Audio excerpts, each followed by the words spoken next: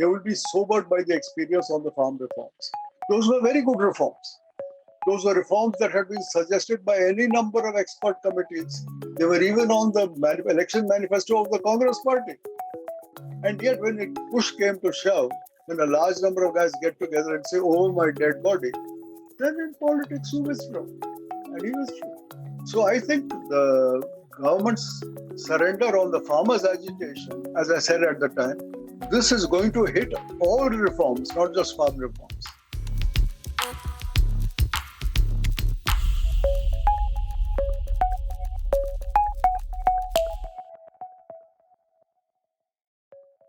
Zero input farming has failed on a large scale everywhere in the world.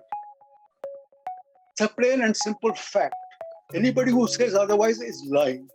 Now, on some small scale, I mean, in one particular plot here, one particular plot there, for the last 50 years, I've been hearing of people who are managing to get high yields without inputs.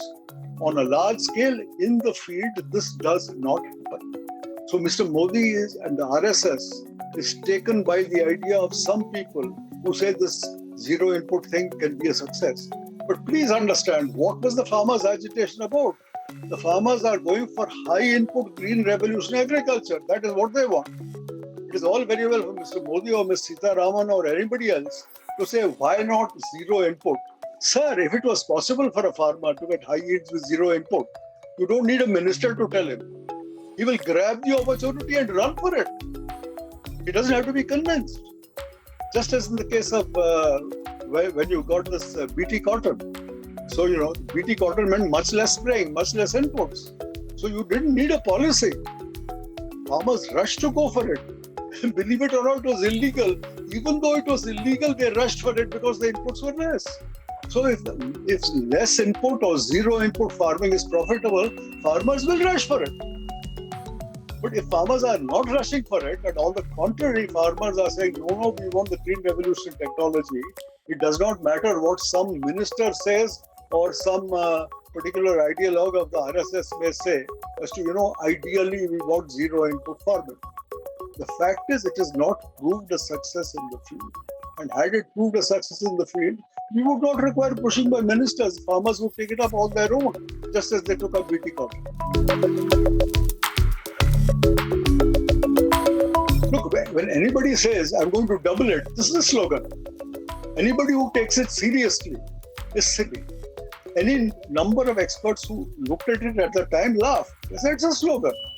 No, it's a slogan like many others. Mr. Modi claims India is open defecation free. I mean, that's a big laugh.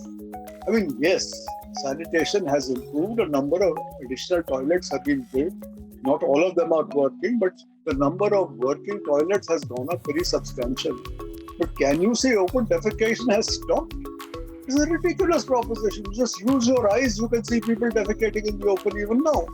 So, to say that we will have double farming income is one of those rhetorical statements like, "Achhe din aayenge." Okay, it's a rhetorical statement. But do you take it seriously that, it actually promises a specific amount?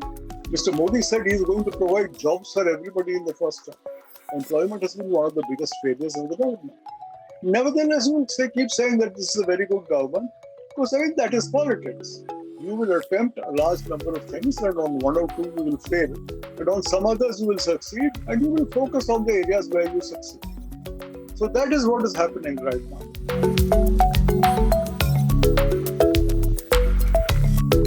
As I said, you will definitely take a back seat before the elections. They are very, very keen. They said that the first thing to do is first win these elections. We cannot afford to go. And reforms are all very well, but reforms have a positive impact. They take time. Immediately they create more losers than winners immediately. So the timing issue will arise. So certainly they will want to get these elections behind them before they start. Even there, as they will be sobered by the experience on the farm reforms.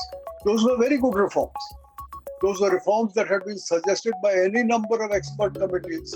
They were even on the election manifesto of the Congress party. And yet when push came to shove, when a large number of guys get together and say, "Oh, my dead body," then in politics you withdraw. And he withdrew. So I think the government's surrender on the farmers' agitation, as I said at the time, this is going to hit all reforms, not just farm reforms. So I think that has already happened. You will find that there was talk of putting BEML, earth movers, on the privatization thing. And now people are saying, but this produces some defense equipment. Can you afford to do this? And I believe there is a stop on that particular privatization. So as of now, it's politics first. Reform will take its time at an appropriate time. The timing right now, the focus is entirely on the elections. It's on populism. It's on making people feel good. It's on giving subsidies. All kinds of subsidies have been announced by all kinds of parties, especially in Punjab. And Kejriwal says 300 units of electricity free. Somebody else says 400 units of electricity free. So this particular game is going on. This is going to be the emphasis until March, when the election results come. After that, much later in the year, let us see if the conditions are appropriate.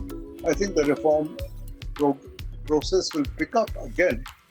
But after the setback of the farmers' movement, I would say there is less enthusiasm and less momentum behind the reform movement than before.